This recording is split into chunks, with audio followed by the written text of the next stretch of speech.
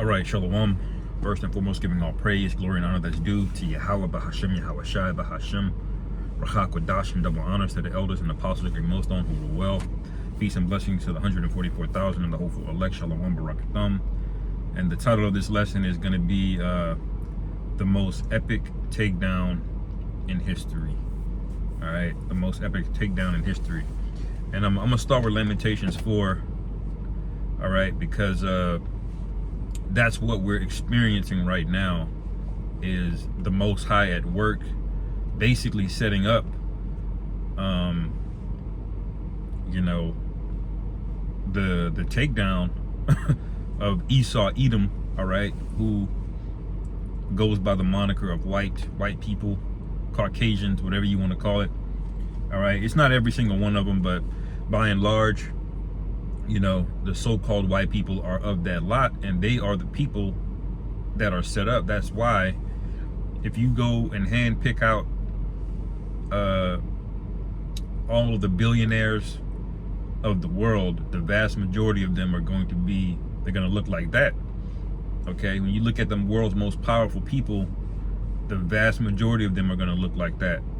All right, and there's a reason why they all came to power, and the Lord is setting them up for the okie doke. But I'll start here, all right, because this was declared from the beginning.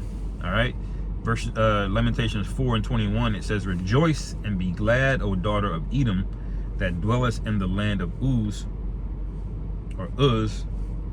The cup also shall pass through unto thee. Thou shalt be drunken, and thou shalt make thyself naked." So this is the okie doke, man. In boxing, all right, you have a combination of the 1-2. The one sets up the other, man. Okay, and you can what you do, you can set a man up, you know, with a smaller punch to get a reaction out of him, to set him up for the larger punch to knock him out. You see, and I may have butchered that a little bit, but you get the point. You know, this is a setup, man. All of America, if you can believe it, the entirety, the whole 2 billion acres, 3 million square miles of America is a giant altar that's going to be set on fire, because it is an example of wickedness, okay, and what the Lord does with the wicked. All right, a microcosm of this was the story of Sodom and Gomorrah. And I say micro even though it was big back then. It's micro and compared to America. That land over there today, that's not even the size of Rhode Island, man. Okay, and America is going to be, the Lord's going to do that to all of America. Okay, so it says, it's telling him to rejoice and be glad, man. This is why, you know, there are scriptures written said, I was envious at the wicked and the prosperity. I was envious at the prosperity of the wicked, man, because we felt those things back then, man, in various cases, and we feel those things now because they just get to walk around and do all of these things. But we as men of the Lord in the know, we have to we walk with the what's the word I'm looking for? We walk with the wisdom and the knowledge and the understanding that this is all just part of the story. It's all got to play out, man. In most good movies, man, there's a point in the movie, well, in most good movies, you have a hero and you have a villain. And in most good movies, all right, there's always a point where it looks like the villain is going to win. All right, it's always a point where the villain looks like he's going to win. That creates suspense. All right, and the peak suspense in a movie is called a climax. And that's basically where we are right now. We're at the climax of this thing. Okay, and that's the thing we have to constantly remind ourselves, because sometimes, man, you just be walking around angry, like what the fuck? You know, this nigga's poisoned everything, bro. People just walking around, like, you got microplastics everywhere, glyphosate all in the air, and people just walking around like they're special, you know. But we call into remembrance these things, man. All right. And it says, let me read that again. "Rejoice and be glad, O daughter of Edom, that dwellest in the land of Uz. The cup also shall pass through unto thee." What is the cup? The cup is judgment, man. All right, and it's gonna be layered judgment. Okay, you ever have a drink with like sediment in it? Well, the first part isn't as bad, but then you get down to the bottom of the cup and it's just got, you know, sediment and it's bitter. That's how it's going to be in America, because it's going to start with the plagues. It's going to start with power outages and panic and things of that nature, and it's going to escalate all the way up to horrific judgments, and then finally the missiles are going to hit this place. All right. So that's what the cup is. The cup is the judgment, man. The judgment that was prophesied to happen, and there's nothing you can do about it, man. If you're an Edomite, you're fucked. And that's what they hate. That's why eventually they're going to shut us down and take us off of the internet, because, you know, that's the only recourse, because what we're saying is going to literally be coming true. All right.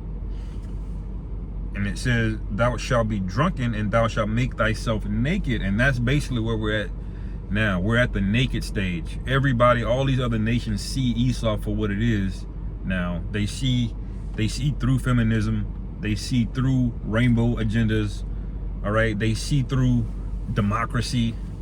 They see it's all a ruse. Diplomacy, you know, humanitarian aid, all of these buzz terms that Esau likes to use. All right. Regime change. Everybody sees through it now. You're naked. All right. You're like, it's like the emperor has no clothes. Like nobody, you know, it's like the emperor doesn't realize it because nobody has told him, but they all see that you're naked, man. We all see it, man. All right. You've been completely and utterly exposed, man. And you're going to be disposed. All right. It says, verse 22, the punishment of thine iniquity is accomplished, O daughter of Zion. All right. What does that mean? That means the Edomites are going to have the daughters of Zion in well, the Edomites were going to be the punishment, okay, of the daughters of Zion. Now you look at when Jeremiah, the prophet Jeremiah, beloved prophet Jeremiah, wrote this, man. This was during the Babylonian captivity, man. All right. So Edom did not have a nation. The nation of Edom never really had an empire. The nation of Edom never had us under subjection. All right. The Assyrians did. Okay. The Babylonians did. The Persians did. The Greeks did eventually. Okay. But during this time, it's saying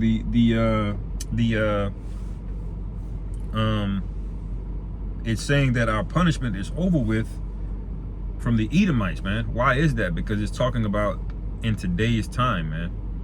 Okay. Because this, when it says the punishment is accomplished, he will no more carry thee away into captivity. So it can't be talking about the Greeks or the Romans, because those were captivities, man. You see? So this talking about a captivity that we're in now, because it says after this captivity, it's accomplished. We've done our sentence, man. We did our 20 years life in prison. We're done. Okay. So that's the time that we're living in, and it says, he will visit thine iniquity, O daughter of Edom. He will discover thy sins. All right. I'm gonna read that in the NLT real quick. It says, O beautiful Jerusalem, your punishment will end. You will soon return from exile. But Edom, your punishment is just beginning. All right. So this is talking about this time that we're in now. All right. When you read Genesis, the 25th chapter, there's a prophetic moment when the twins of Jacob and Esau was born. All right. Where Jacob grabs a hold to Esau's heel. And what that basically represent was a translation of kingdoms, of Jacob taking down Esau, and Esau falling back, man. This is that time period, man. Okay, where it says, but Edom, your punishment is just beginning. All right, so at the same time that our punishment is ending, their punishment is beginning. That's Jacob grabbing the heel of Esau, man. Okay, so that is the time that we're in, man. And but in order for that to happen, Esau had to be ahead. That's the point. Esau had to get the win. The Lord gave him the fatness of the earth, like was promised to him through his father Isaac. Okay, he got the fatness of the earth, and then look what he's doing with it, man. You see? All these people on the earth, man, and there's so much wickedness going on, man. The earth is more than plentiful to help and heal everybody, but what do you have? You have unnecessary death, man. You got people dying in their 40s because their diets are just bad. How do you fuck up something as basic and something as important and fundamental as food? All right, because you're the devil and you're the example of why you got to be taken out of rulership, man. All right, so this whole thing is basically a big escalation. All right, that is of the will of the Most High, man. All right, and he got this much power. He conquered really the whole known world. Okay, which there could be lands that we haven't seen. I don't know, but as far as I'll just speak on the whole known world. All right. He's conquered it, man. If he doesn't live there, he's in control of it, or he's in control of somebody that's in control of it by proxy, man. All right. Let me see this real quick. Salakia.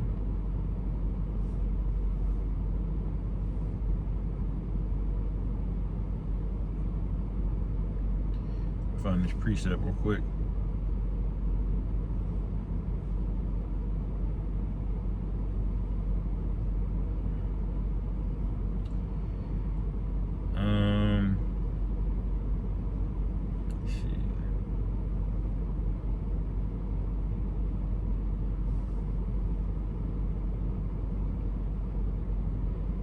Bear with me.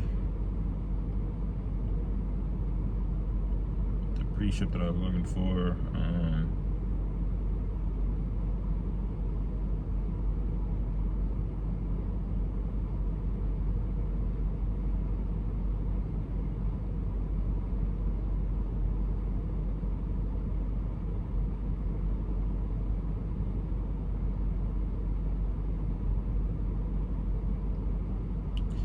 Yeah, this is Isaiah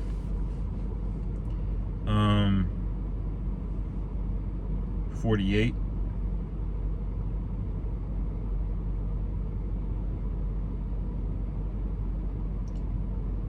And I'll start at verse 3. It says, I have declared the former things from the beginning, and they went forth out of my mouth, and I showed them. I did them suddenly, and they came to pass. All right.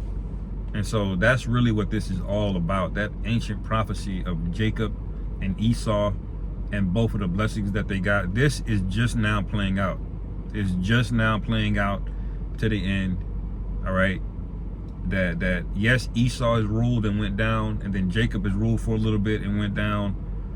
But ultimately, the earth has basically been under wickedness, man.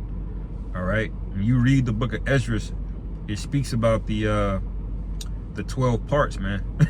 All right. And basically Ezra is questioning, like, why do we have to go through all of this, man? You know? Let me see if I can find it.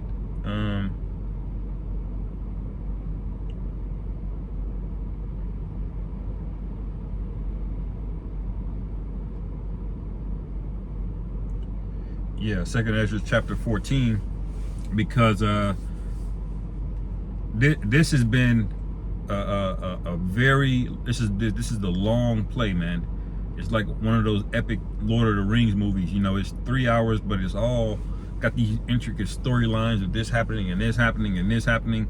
But when you get to the end and the finale and the climax, it all ties in to one big crescendo. All right, and music, a crescendo is when the music instruments start low, all right, and then they slowly get louder and louder and louder and louder in volume, all right, and then boom, before you know it, it's like boom, it's just, all you can hear, every string, every wind instrument, you know.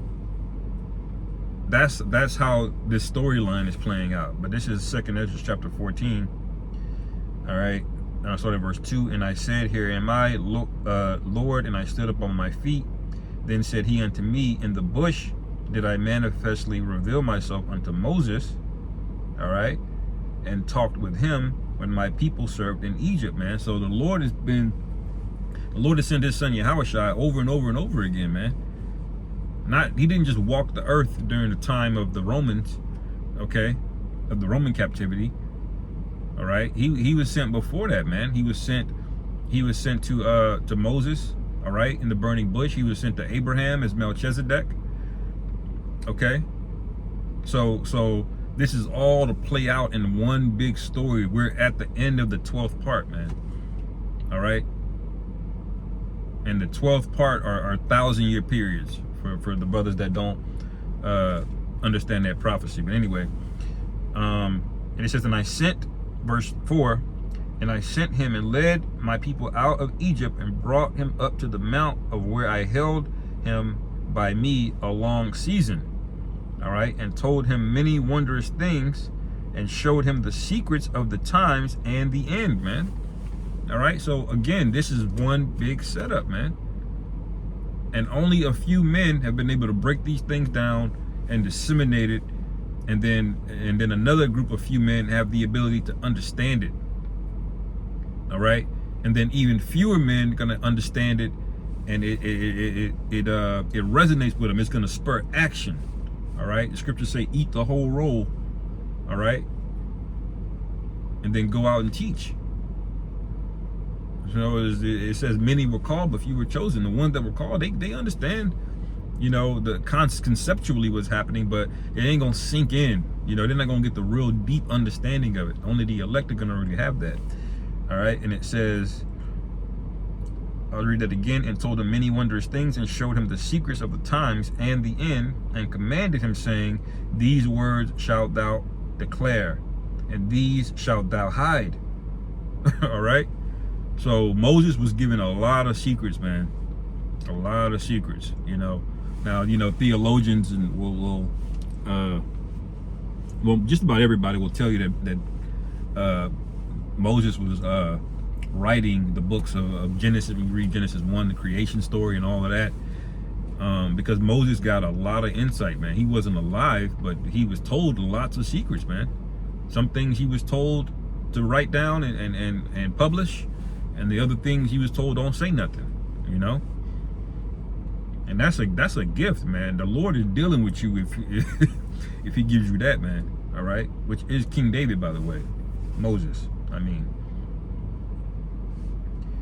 right, not these guys that are popping up in 2023, all right, with a wrinkled polo and some New Balances on, man, talking about their King David, calling on these weird names and man, anyway, it says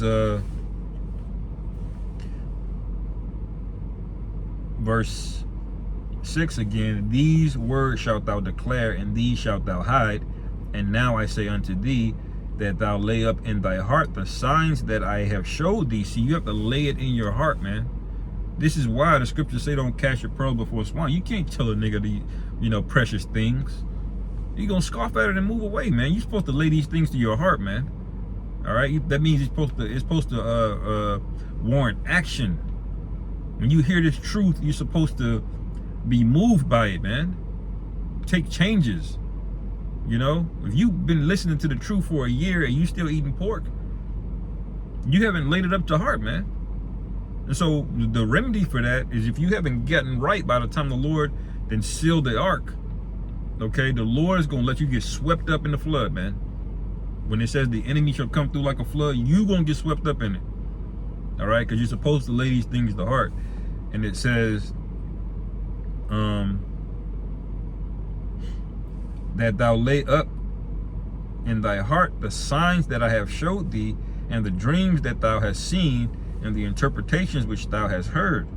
For thou shalt be taken away from all, and from henceforth shalt remain with my son, and with such as be like thee, until the times be ended. All right, so our forefathers, we come back over and over and over again, man. Okay, Moses came back as King David. Okay, King David came back again as Zerubbabel. and Peter, all right? And we, in each one of those lifetimes, you know, you get more and more revelation, all right? The Lord has favorite spirits that he deals with, man. The Lord favored the spirit of Elijah. He favored the spirit of Enoch, all right? You see? And those men got special, you know, gifts from the Most High, man, all right? But the point is that these things happen over and over and over again through all 12 parts, 12,000 year periods, okay, until the culmination. If you can believe it, we're in the time right now. That's why Habakkuk says, I will work in your days, all right, that you would not believe. Because there's never been this kind of technology on the earth, man. It's getting ready to happen. It's about to be crazy, all right? And it says, for the world hath lost its youth, and the times begin to wax old. All right. For the world is divided into 12 parts, and the 10 parts of it are gone already, and half of a 10th part. All right. So you can do the math of the 10 parts out of a total of 12 parts. So that means when you look at when Ezra was writing this down, it was about 500 BC. Which is about 2,500 years ago, which would be 2.5 parts left from 12 parts. Because it says 10.5 parts pass out of 12 parts, so that means 2.5 parts are left. That was 2,500 years ago, which is basically now, man. All right, it's not a coincidence all these chariots are showing up and people are starting to bug out, and Esau has gotten so much power that if the Lord doesn't show up soon, everybody's fucked, man. Look, if this nigga can get the metaverse going and all this other, bro, we're fucked. We're at that time. This is around the corner. So we know that we're in the time where the Lord's gonna have to move and his son's gonna have to show up, man. This is that climax where I was talking about earlier, where it looks like the villain is gonna win, but he's not, man. It's already written. And I went back to show you the story of the 12 parts to show you that he was never gonna win. The Lord had 12 parts of this written out, man. All right. And we gotta have faith in that, man. This nigga is not gonna win, man. All right, I refuse to believe that. You know, it says, now therefore set thine house in order and reprove thy people, comfort such of them as be in trouble, and now renounce corruption. And in other words, it's time. All right, get your ass up and let's go, man. All right. It's time to get the band back together, you know, as they say, you know, all of this cycles of, you know, Esau coming up and going down and we going into captivity and not going into captivity. That's over with. That whole cycle is done. When the Lord ends this, we are the gods and kings of the earth in perpetuity forever. Amen. All right.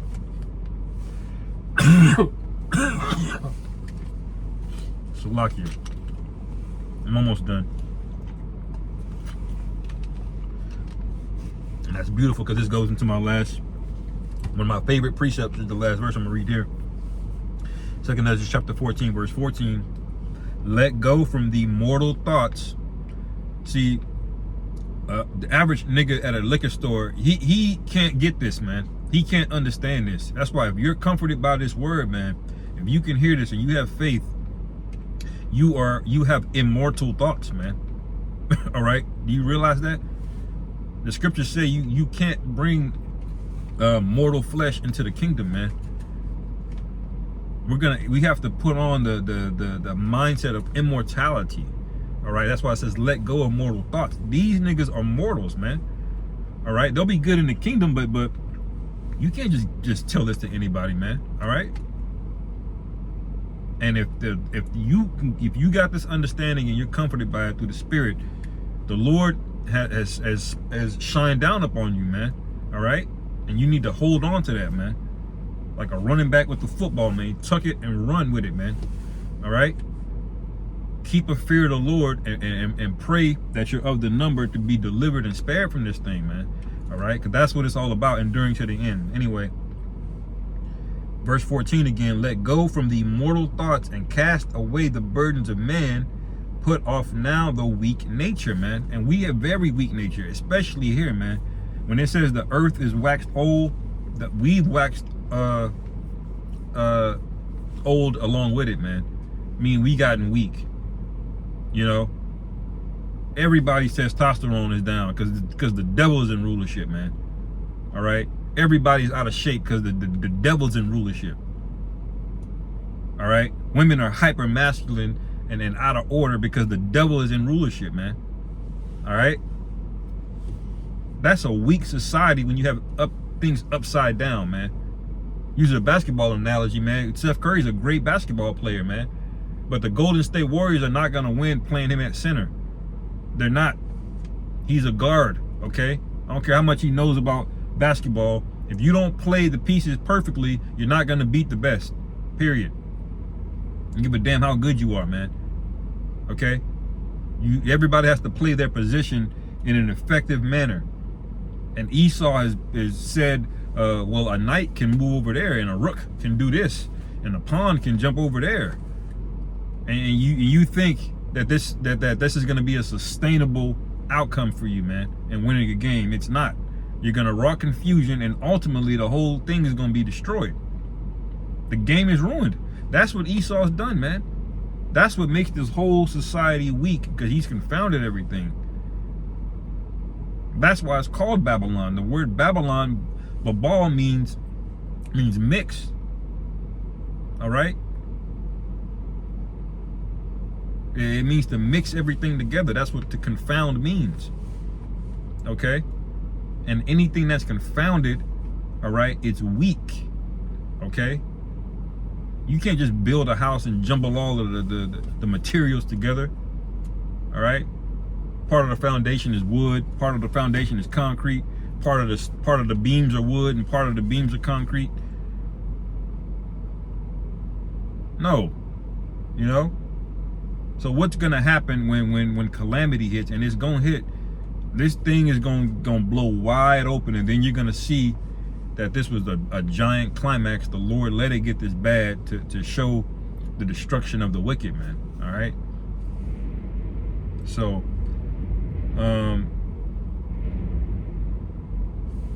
I'll read verse 15 and 16. It says, and set aside the thoughts that are most heavy unto thee, and haste thee to flee from these times. All right, for yet greater evils than those which thou hast seen happen shall be done hereafter. All right, greater evils, the climax, in other words, man. All right, so with that, I'll end it there. Lord willing, this is edifying. Call halal Yahweh Ba'Shem Yahweh Shai Ba'Hashem Rachak Wadash. Shalom.